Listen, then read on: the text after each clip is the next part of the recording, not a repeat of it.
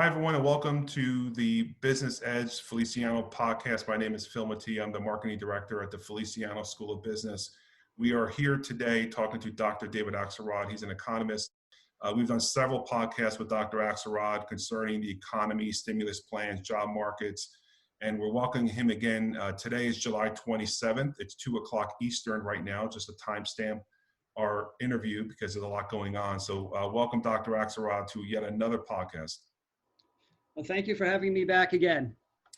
Great. So let's talk about, there's a fourth stimulus plan that is soon to be announced. Just to set the table here, the Democrats came out with a plan about a $2.2 trillion plan, the House Democrats being in the majority, that was approved by the House. It was never taken up by the Senate. The Senate Republicans then began working on their own plan over the last few weeks. They are going to be announcing it this afternoon. It's probably going to be announced as we're doing this interview. But the point of this podcast interview is to speak with David regarding what he thinks the fourth stimulus plan should be. And as you all know, if you're listening to this, the first three were pretty substantial in the way of direct payments to American workers of $1,200. There was a federal subsidy for unemployment insurance of $600 per week, as well as some other payments for testing and some other monies that were distributed to different needs to counteract and mitigate the COVID virus. So today's discussion is solely focused on the fourth stimulus plan, which again has not been approved yet. The Republicans are coming out with their recommendation. The next step would then be the negotiations with the Democrats, and then ultimately, I think we all agree there'll be some type of plan that will be approved and implemented. The big controversy right now is the unemployment insurance on the federal level. Rumor has it the Republicans are scaling back from the $600 per week and bringing it down to about $200 per week. Again, that's rumor. That hasn't been confirmed yet, as well as their plan's probably going to come in around $1 trillion. The Democratic plan that was approved by the House a few weeks ago came in over $2 trillion, to $2.2 trillion to be exact. So obviously, 1 trillion and 2.2 trillion is a big distance there in spending. So I suspect that Democrats and Republicans are going to have a very spirited debate and negotiations, as they always do. But I think, David, you could probably agree with me that they're going to come up with something because clearly the country needs it. So, let's get into this discussion. So, David, how should the next stimulus plan be different than the first? Okay, well, thank you again. Well, the first stimulus plan, the first three plans in the spring were built upon a then strong economy and the hope that the COVID-19 crisis would only be a few months. If we just kind of bring us back to where we were in February and March and the mindset that we had then. Right, we hadn't quite had the thousands of deaths a day. We haven't had the 50, 60, 70,000 infections a day. So it was a different mindset at that moment. Now we are working with a weaker economy and a crisis that is likely to last over a year. We're hearing some possibilities about a vaccine, but even if a vaccine is available, starts being available, early 2021, it's still going to be a number of months after that before everyone receives it and people are comfortable enough going back to what we would say is normal. So why is this distinction important? Because what is optimal for an acute disruption is not the same as a chronic condition. Beyond this, the economic crisis has metastasized into a social crisis as well. All right, this wasn't a lot of what was going on this summer was not going on back in March. So the distribution of economic production will impact how long the health crisis will last, which in turn affects how well the economy recovers. So in an acute disruption, the focus is on getting through the emergency with our institutions, habits, skills, supply chains, and expectations changed as little as possible. Right? So we see this in our everyday lives when an exigency arises at home, right? So maybe you have a car or a household appliance that needs a repair. well, what do? We spend more than is budgeted for because waiting may lead to an even more costly repair or sets of fixes. Maybe we run into having extra childcare being needed. In this case, we might spend more money to hire a babysitter. Those with less finances will change how they spend their time. So maybe you don't go to the gym, or you can't go visit your parents because you got to take care of your kids. If instead it is a chronic condition, we respond with what we might call a new normal. And this is a phrase that everybody has been saying in the last, 4 or 6 months, what's going to be the new normal. So this is not about spending a little more money or making short-term changes. It's about the big changes that upend our patterns and expectations. All right, so this is when we have to reinvent ourselves and the way we live our lives. It forces us to reconsider our assumptions, become conscious of what has been ignored, and realistically address what is sustainable. So back in March of 2020, the stimulus plan was built as a response to an acute disruption. Unfortunately, like an impatient athlete that develops tendonitis, our country did not wait long enough before attempting to get to work again. Moreover, look, other viruses might arise in the future as well. This might not be the only one we're going to be dealing with. So the way I present my proposals is from a perspective of we're dealing with a chronic condition and not just an acute disruption. So getting into the nuts and bolts of this from an economic standpoint, how do concepts of fixed, variable, transition costs, how do they relate to informing the plan? Okay. Well, these are very important. Everyone who's had intro micro had to deal with them, and hopefully they're not too scarred from that. So in economics, we make the distinction between fixed and variable costs when decision making in the short run. So in essence, a fixed cost is one that is unavoidable or already committed to. So think of a business leasing their retail space. If they're in the middle of the lease and are making decisions about what to do for the next month, they will be responsible for that monthly lease, whether they are fully open for business, have a modified schedule, or temporarily closed. Now, a variable cost is one that only occurs when a business is actually producing and selling their goods or services or experiences. So in the short run, they're concerned and focus on whether they can generate enough revenue to cover the added costs of satisfying customers' wants and needs. A long-run decision occurs when a business is facing future fixed costs, okay, which now have the quality of being a variable cost, right? So for example, a business deciding whether or not to renew a lease, because the moment they get to decide whether or not they're going to continue the lease, that becomes a variable cost, because it's up to them to decide whether or not they're going to take on that cost. But once they've accepted the lease and you're in the middle of the lease and you're just thinking about a short period of time within the lease, then it's a fixed cost. So the first stimulus plan was about helping workers and businesses get through a short-run crisis so they can return to normal when the crisis is over. All right, so what about transition costs? These are the ones involved with changing behavior as compared to the cost of maintaining a behavior.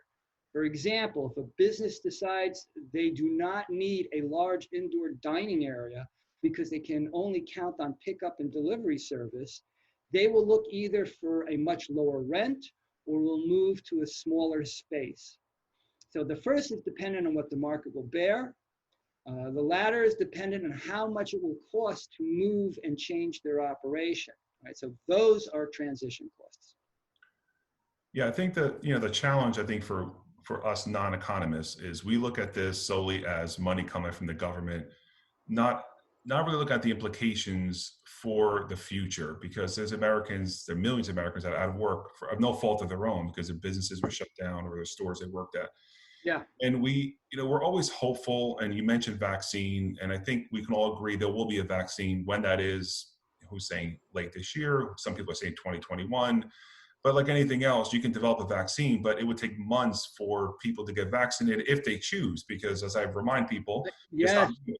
And, I think they've done surveys on this. Anywhere between 50 to 60% of Americans say they would get the vaccine. Others said they wouldn't, or they would wait to see if it was effective or not.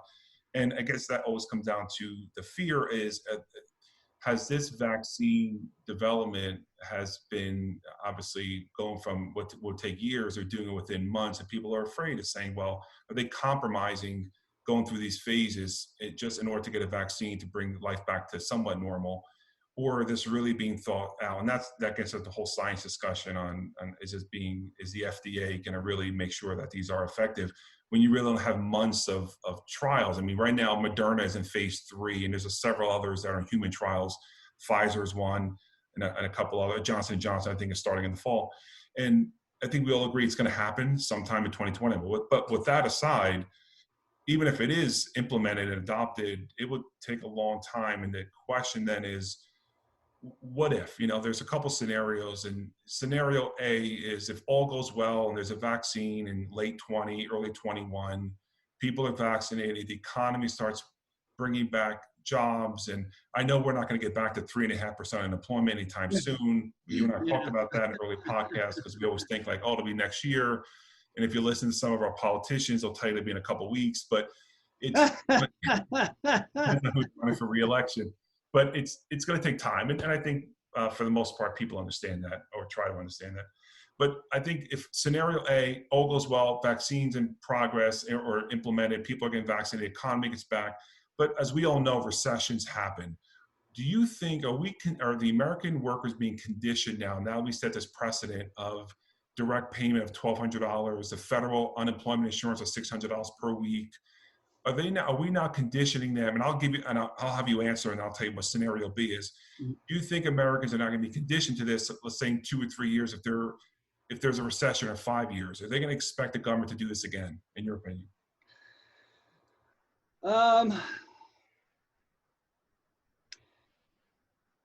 The word condition is an interesting word to use. It is certainly fair to say we live in an advanced, complex economy. And in order for it to operate well, all the individual pieces have to be in shape, well lubricated, the machine with gears and stuff like that. Or software, you can't have bugs in different subroutines and smaller apps. So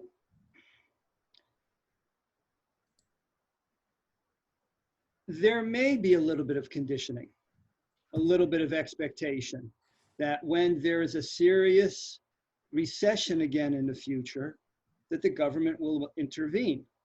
On the other hand, what is the alternative? Right. If the government doesn't intervene, what happens with the Great Depression if there was no New Deal? It just would have gotten worse. And one of the challenges, and this is political, it's not just economics, is that if you let the economy collapse, the political system will go with it, right? Because if the people in charge aren't able to make sure that you can keep your livelihood and help you fulfill your role in society, right? So, if you may not be an owner of property, maybe you're someone who's a worker, you still expect that whoever's in charge is going to make sure that you have the resources so that you can do the work that's necessary. And I think that's one of the pieces that's being missed here, right? A lot of this is being presented as, oh, here are these households, and as if they're just consumers and we're giving them free money, okay? That's one criticism.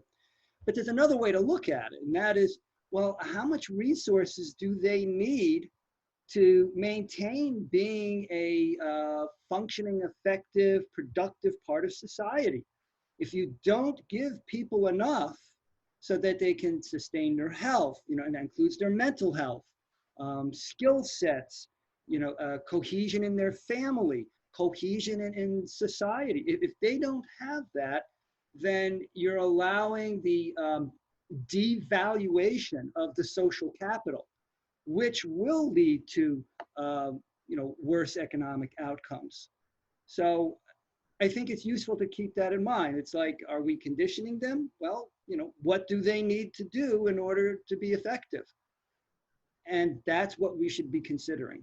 Well, the other argument I've heard is, is this a disincentive by giving unemployed Americans a $1,200 direct payment and a weekly federal unemployment insurance?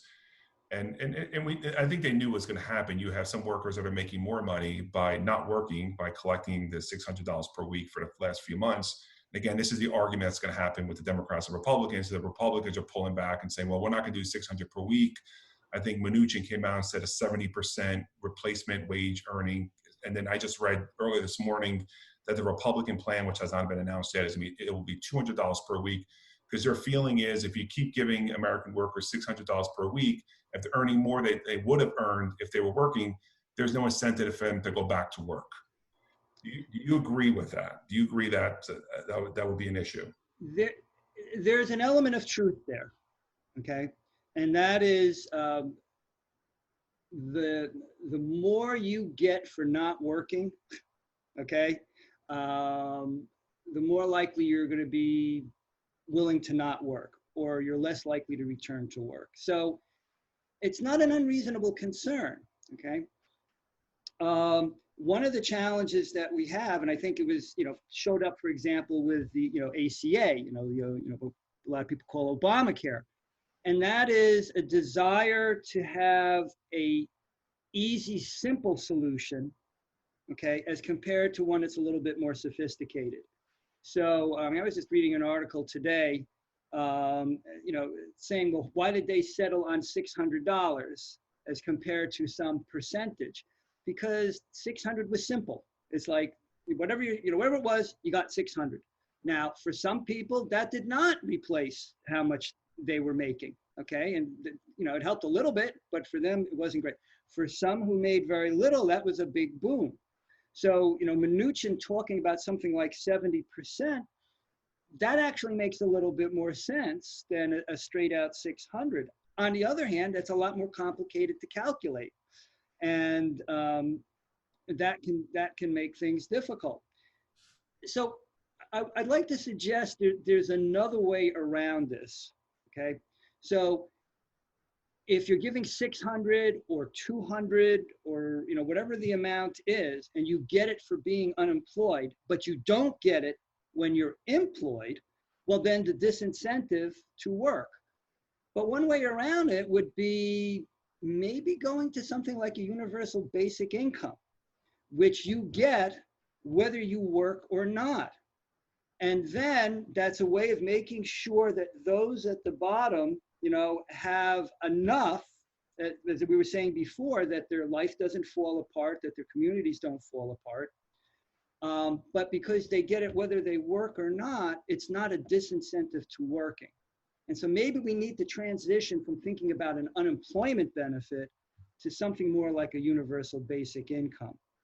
So with UBI, with universal basic income, whether you're working or not, you would receive, and I think was it Andrew Yang, I think, talked about this when he was running, the Democratic candidate. He was in favor of UBI. But the government, and just so for my edification, so the government would pay you, if you're at a certain level of income, you would get a monthly payment, and then you could work or not work. How does that work? Well, it depends on the various plans that are presented out there. The simplest form is that, in the same way that you have certain, liberty rights, for being a citizen, the idea is that you would also have certain property, or in this case, income rights. And so one version is everyone who is a citizen receives this basic income, okay? And because everyone gets it, yeah, for some, that might be enough and they don't necessarily want to work. But because it doesn't change by how much you're earning, okay, then it doesn't provide a greater disincentive. Whereas an unemployment benefit, at least the way they're describing it here, would be a greater disincentive. So, what it comes down to is, what is our relationship with our fellow citizens? Do we see them as trying to take stuff away from us? Or do we see them as, we're a team that has to work together and making sure that we each have our own resources? Again, this is the distinction between looking at people as, oh, they want free stuff, as compared to, hey, we're all workers in some way. Am I getting enough of the resources so I can do my job? And if I don't have enough to do my job and be a good citizen and stuff, what does that mean? So it's. Yeah, when I hear, it's mostly politicians talk about the disincentive for workers to go back to work because they would earn less. They'd rather collect the $600 per week. And I agree, there are those people out there. But I think that's a way of vilifying these unemployed Americans, saying that they're lazy, they don't want to work, they'd rather just collect a paycheck. Because I believe most Americans do want to work. There's one financially, but also of how it makes them feel. It's good for them. They want to feel like they're productive. I don't think a majority of those unemployed Americans would take advantage of it. I just think they took something that the government gave them. There are some, but I think that's a smaller portion. I think most people, if they were getting more than they would have earned, eventually they want to go back to work because they want to be productive than sitting home, because there's so many issues with just sitting home every day. But I think that's a way of government vilifying and kind of acting as if these people are just lazy and freeloaders and they just want to take money from the government. I think that's a small portion of Americans. I think the majority want to work. Phil, I think you just said something critically important, and I want to underscore it, if I may. Sure. And that is, what is the purpose of economic activity?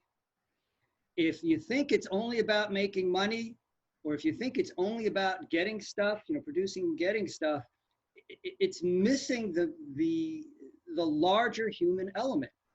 It's about having an experience of a human life, to be autonomous, to express, to have relationships. And, when we're dealing with something like unemployment benefits, or in this case, some kind of universal basic income, maybe the basic income isn't strictly in money.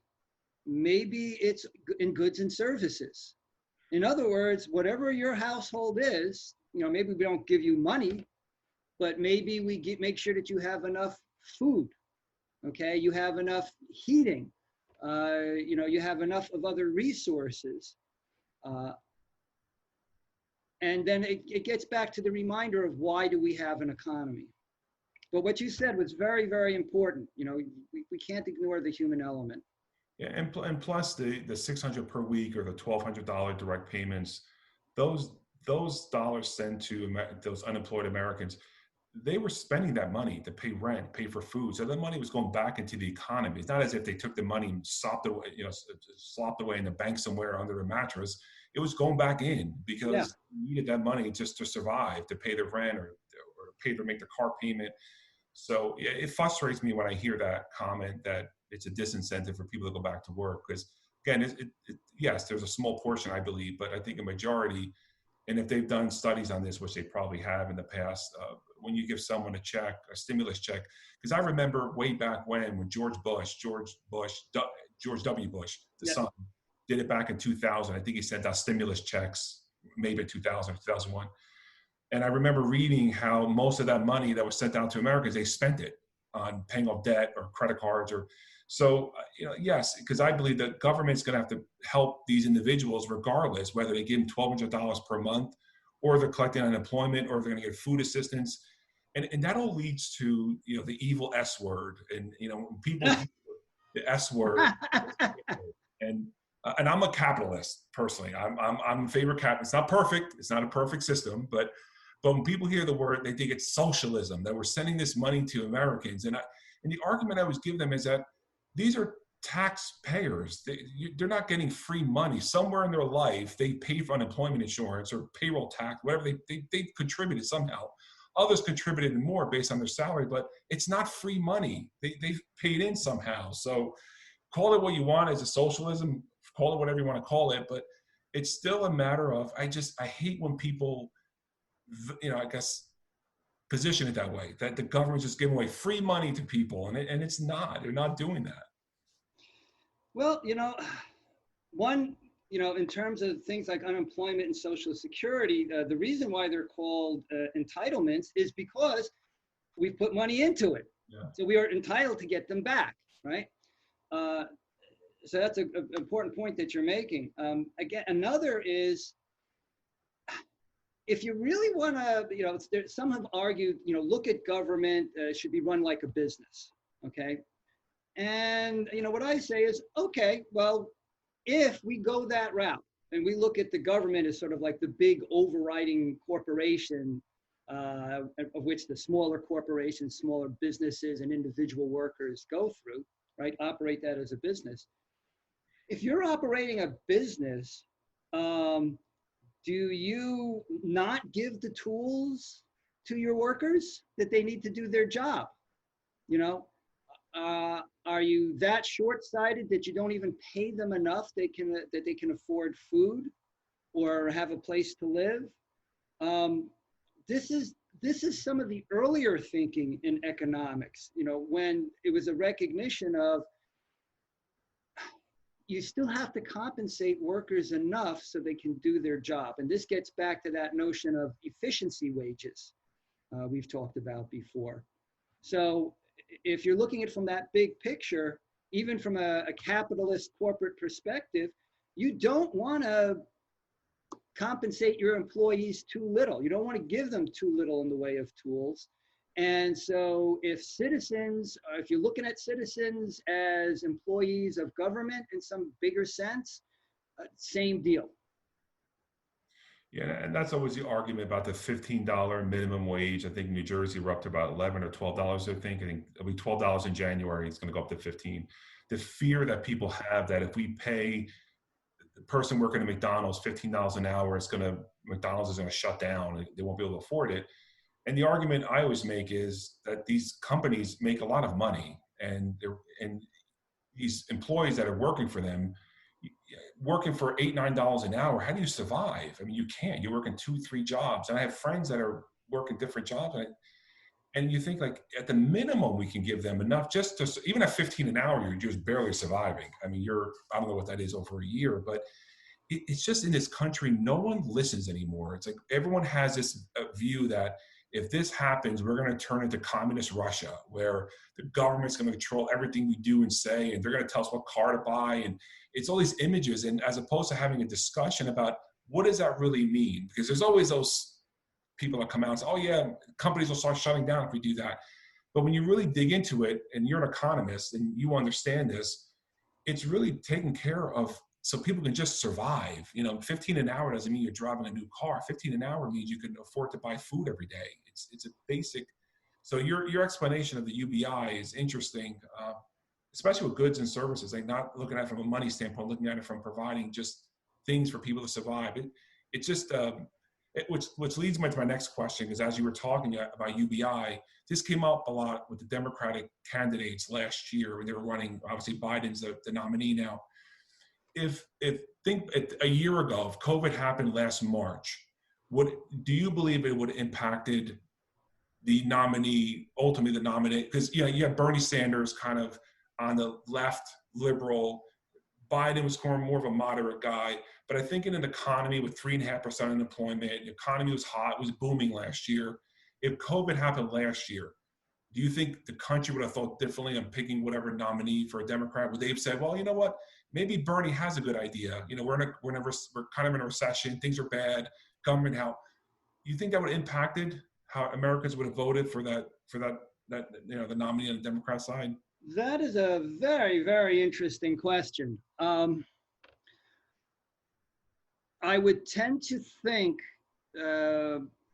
Americans, certainly Democrats, and probably independents, would have been listening to Sanders with a little bit more of an open mind. Yeah. Because he's talking about solutions for society-wide problems. And that's what socialism is. Socialism is recognizing that there are certain elements about the economy that are society-wide. So it's not just about, again, giving, free money away. It's, how do you keep the system going? Even, Keynes, in some of his proposals, or FDR, they were trying to save capitalism, but they realized you're not going to have perfect capitalism. In terms of, I think people would have been more open to Sanders. I think ultimately the reason why people tended to go with Biden and not Sanders is the concern that Sanders might have had a more difficult time running against Trump. Yeah, which leads me to another point, and I had this conversation a couple of days ago. If Sanders was a nominee now, and whether you believe polls or not, because everyone has a different opinion, Biden is winning in the polls, battleground states, and we know how polls are. Yeah. But his enthusiasm, his voters is not as strong. Sanders, on the other hand, his voters are very enthusiastic, extremely enthusiastic. Oh, yes. I made the argument that if Sanders was the nominee right now, I think he'd win easily because he has a base that are very enthusiastic. You're now in an economy that's struggling, unemployed Americans who need help with basic things of food and paying rent. I think those Democrats who were afraid of Sanders would have said, you know what, I don't have a job. The company I work for laid me off. I don't have the skills I need for the 21st century. Maybe this guy has the right idea. Maybe not even Sanders, maybe Warren, because Warren was similar to Sanders, maybe not as left, but she was in that lane, in that track. A little more progressive. More progressive, yeah. And I was always impressed by her because she just had a lot of great policies and very well thought out. So I do think, and that's why I wanted your opinion, I do think it would have impacted who the nominee was and ultimately who could be the president. Because it's analogous to what happened in 2008 when with healthcare, with ACA, as you mentioned, we were in a bad time. Our economy was floundering. Obviously the housing market or the mortgage crisis, and people that were unemployed didn't have healthcare, and were very supportive of the ACA simply because they didn't have healthcare. And again, we can have a 3-hour conversation about ACA and whether it was right or wrong or whatever, but I think in this economy now, I think the Americans have been more receptive. I think obviously Democrats and independents have been more receptive to more progressive liberal ideas because if we go in the direction of more of a moderate approach, we're still a capitalist country. And if we're not going to come out of this for years, and you said that in previous podcasts and when we're going to get back to normal unemployment levels, it's going to be years. They may have been receptive to a more progressive liberal candidate as opposed to going with more of a moderate candidate, which we ended up with Biden. And I think that's the struggle right now. I think what people have two candidates who aren't really well positioned to deal with what we're dealing with, simply because their ideas are not as progressive and liberal. I see Biden is starting to migrate on the, more trying to be more progressive, leaning more left.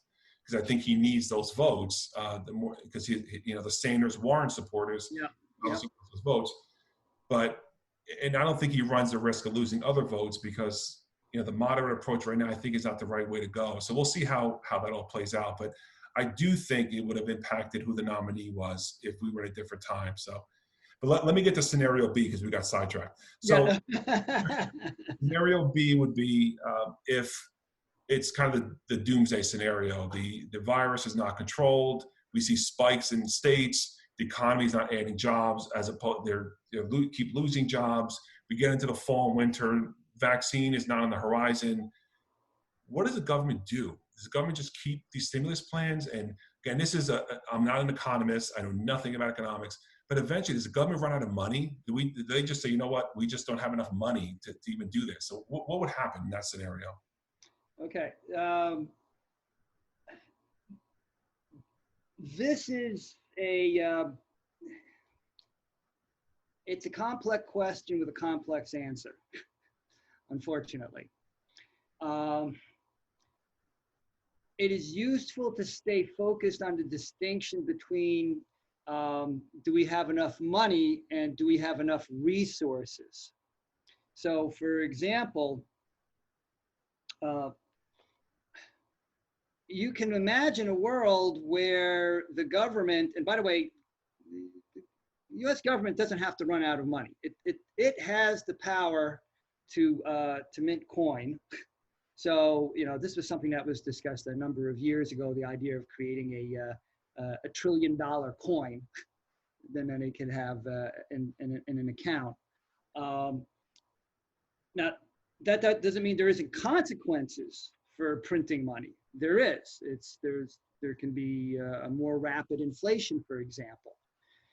But the deeper issue here is, how do people get their housing, their food, their medicine? How do their children get educated, right? Because we don't want to go years without proper education for our students, right? Because then we're going to have a big problem in 10 to 20 years. So it may be that we need to think differently about how we distribute resources. Right now, the capitalist market approach is to say, just give people money and let them spend, okay? But the reality is, when you're in a crisis, you have a more myopic view than when you're not in a crisis. And that means when you give people money, is it in a crisis or is it in the long run, does affect what they spend it on, right? If it's in a crisis, it's just the most immediate things. If it's not in a crisis, they're more likely to make investments, not just monetary investments, but things like education or improvements to their house, to their home, things like that. So if we're getting into 2021, or deeper into 2021, there's no vaccine. We're just dealing with this rolling surges. What it's going to come down to is not that the government is going to run out of money.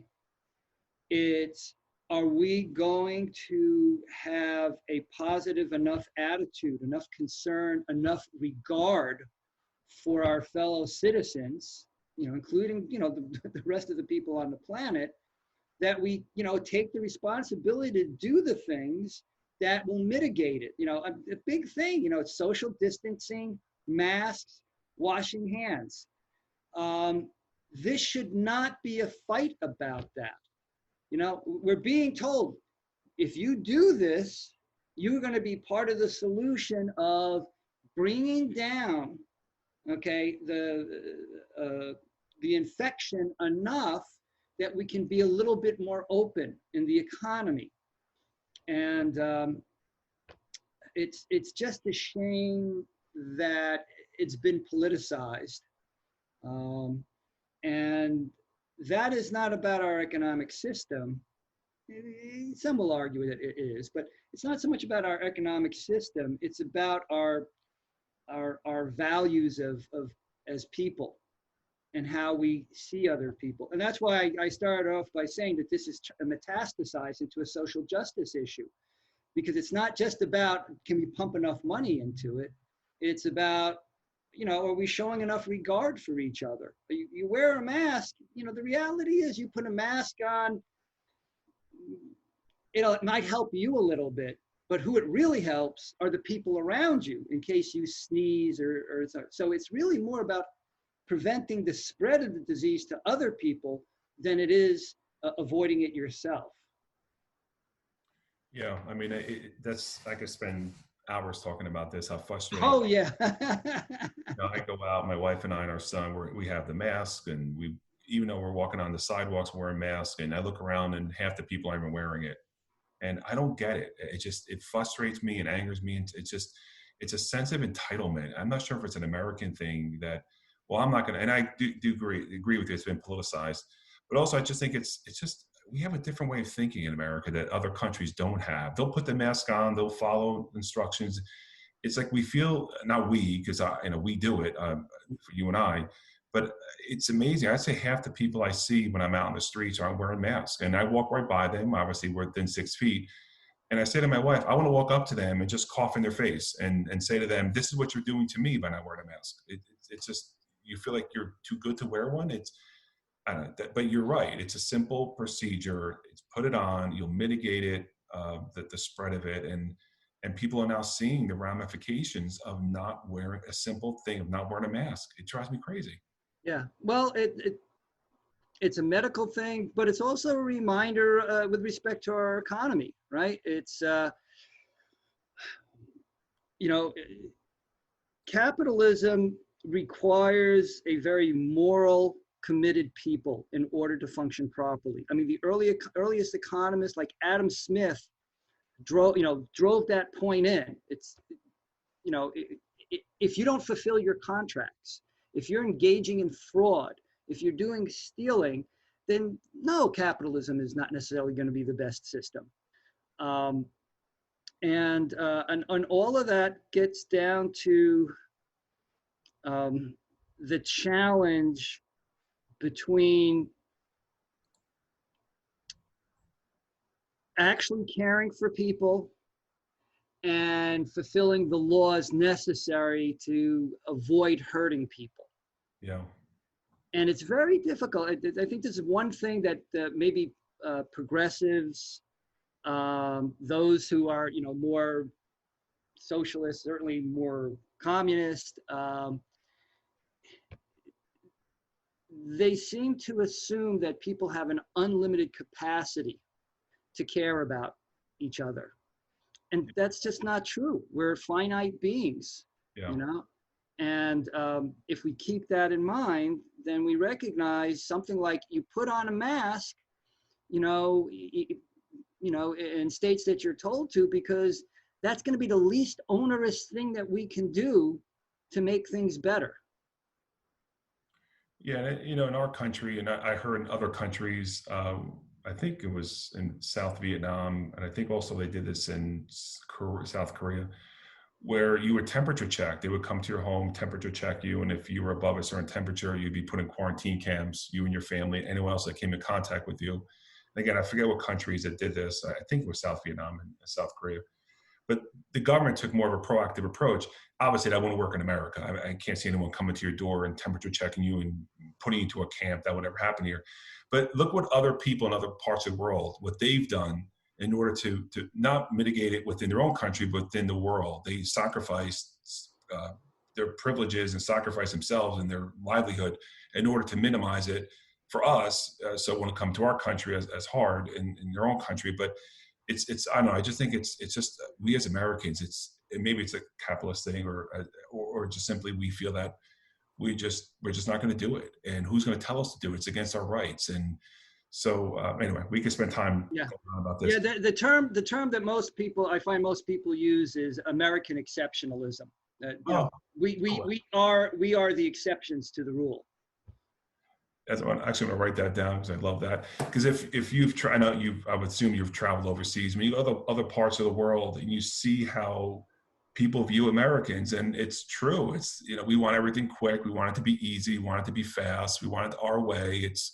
And I think this is unfortunately has manifested itself into what a simple thing of not wanting to wear a mask because I'm too good for it. I'm an American, I'm not wearing it. So anyway. Let's round up our conversation here about the plan. Give me some of your specifics for the stimulus plan. Okay. All right. So first of all, we've heard the phrase that those braving, working in the risky conditions being described as warriors, and in many ways they are, right? So. The stimulus plan could cover all workers with the same health care, housing benefits, and minimum pay as those in the military. All right. So, so one way to encourage more people to be productive is to reduce some of the risk from getting the disease. So associated with that would be significant benefits for doctors, nurses, and emergency medical technicians to help increase the supply of medical services. might even be more effective is some form of emergency health care for all, right? I mean, so this is getting back to, like you said, like a year or two ago, maybe we would have talked about Medicare for all. At a minimum, there should be emergency health care. It is absurd to think that the best way out of here is having some people not being able to, go to the doctor, okay, because they can't afford it, or, some of the basics, all right? So in essence, the plan should enable workers to afford the fixed costs when working, and non-workers the fixed cost of when they're not working, all right? So we want them to do the things that are going to be helpful. We've got to make sure they got the resources. All right. Associated with this, supplying masks and gloves to all households. All right. So like it or not, right, masks and social distancing will be part of the healthiest normal for a while. So such provisioning will make it easier for these habits to be adopted, right? So if someone's already inclined not to want to wear a mask, if they got to go out and pay for it, or they got to do this for it, it's just making it more difficult for them to adopt a healthier behavior. So look, the sooner the infection and death rates are lowered, the faster the economy can rebound. We talked about unemployment benefits. I would say that instead of expanding unemployment benefits, do some kind of universal basic income, because people still going to need help.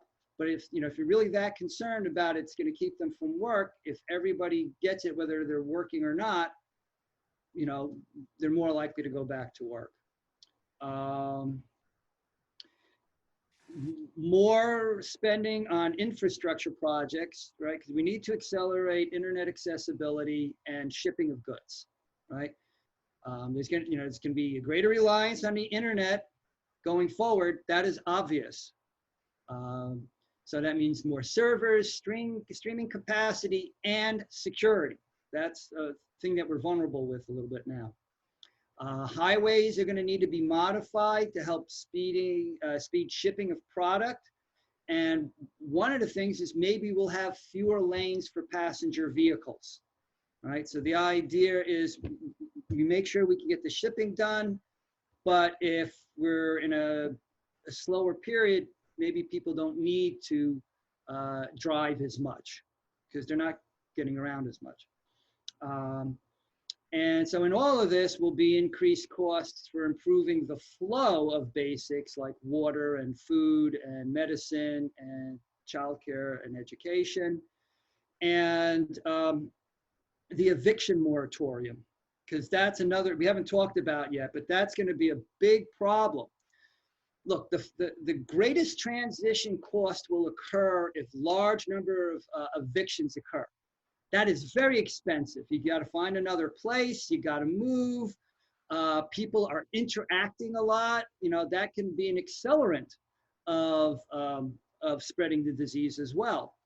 So it may be more efficient to pay a moderate interest rate on the value of the property that's leased or rented to its owners as a form of compensation for not evicting the tenants or those behind on mortgages, right?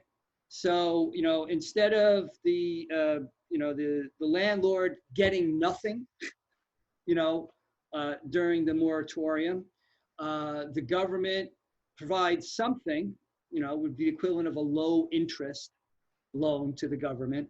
And then that may make it easier to prevent the evictions from occurring.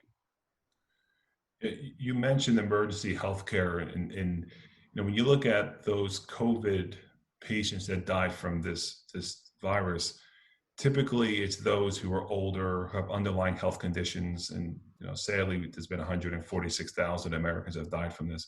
So they have enough data to show this.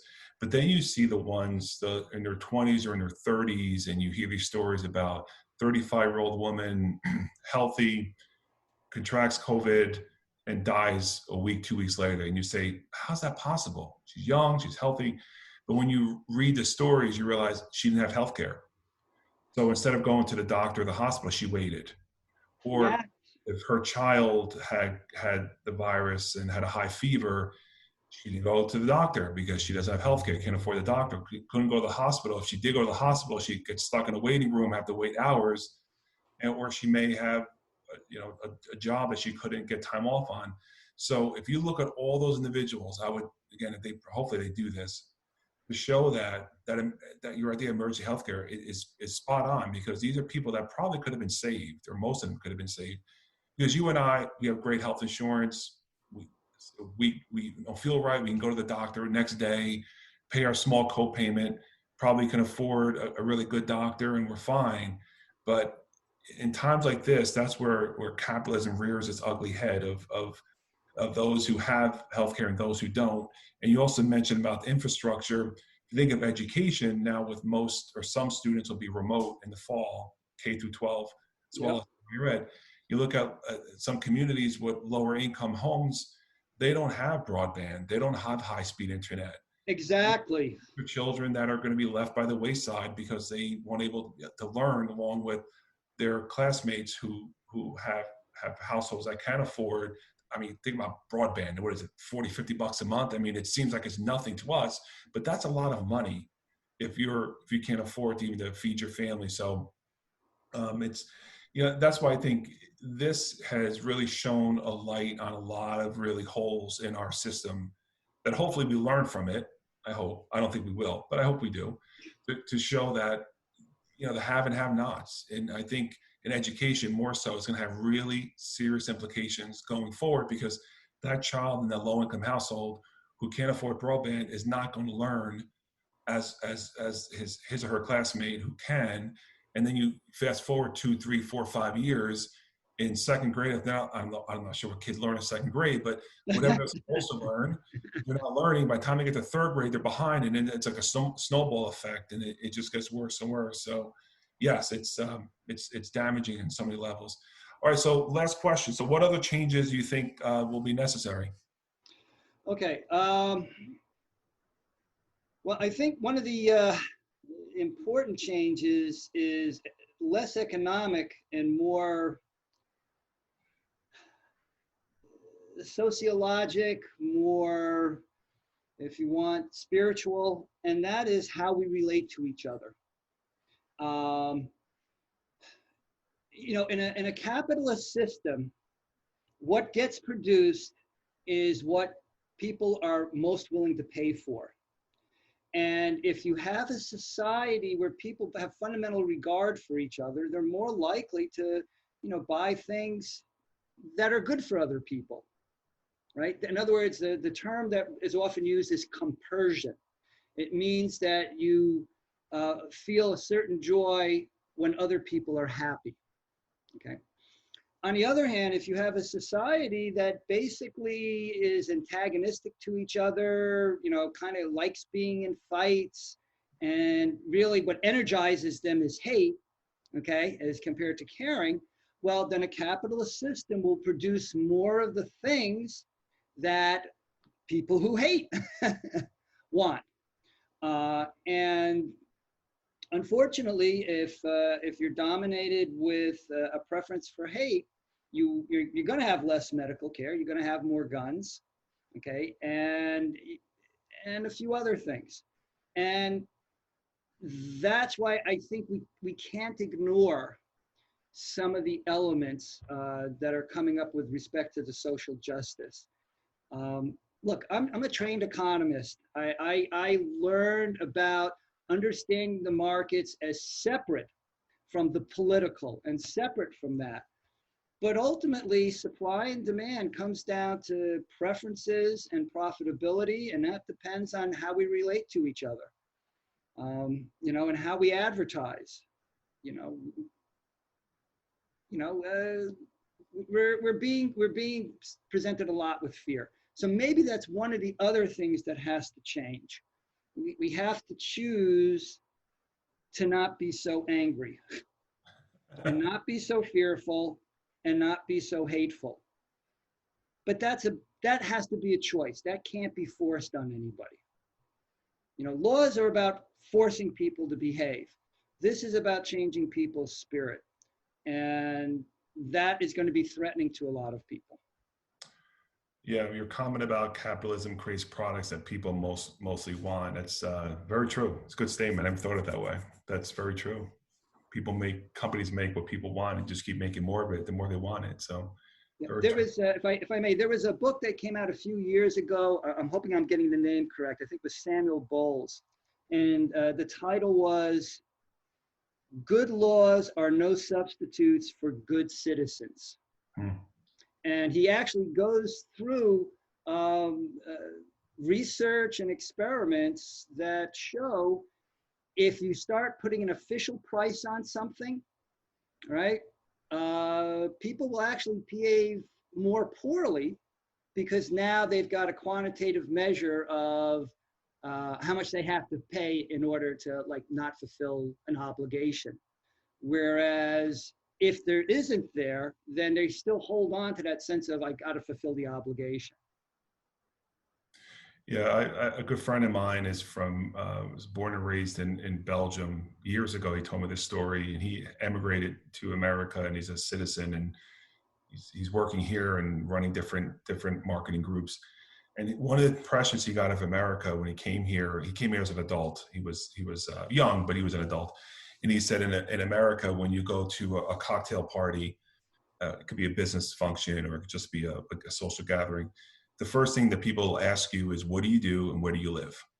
Yes, yes, yes. And he said the reason why we all do it, right? Yeah, yeah. Because they want to put you into a box. And depending on where you live and what do you do, they'll get a sense of where you are from a socioeconomic level. Whereas he said in his country, it's more about family. You know, are you married? Do you have kids? How's your parents? And that's the one thing that struck him about America. And and he told me this 20 years ago, and it's so true. It's how we operate here. But I guess you reacted, so I guess you agree. Oh yeah, there's definitely that distinction. Not to say that everybody in the U.S. is like that, but that is a tendency. Yeah. If for no other reason, it's knowing where you are in the economy, right? Where are you in the organization? You know, what role are you fulfilling? Yeah, very true. All right, David, as always, thank you for another great interview. For those listening, we have several interviews on our podcast channel, The Business Edge. Have a close to about 50 now, and I think, David, you've done probably about a dozen or so. Yeah, around that, yeah. And we'll be definitely interviewing you as we move forward here as this next stimulus plan comes out. And then the presidential election. So I'll be talking to you probably in September, October to get your thoughts on the Trump plan compared to the Biden plan and what your thoughts on both are in respect to what we're dealing with now. So with that, thank you again. And thank you all for listening. Until then, we'll speak to you soon.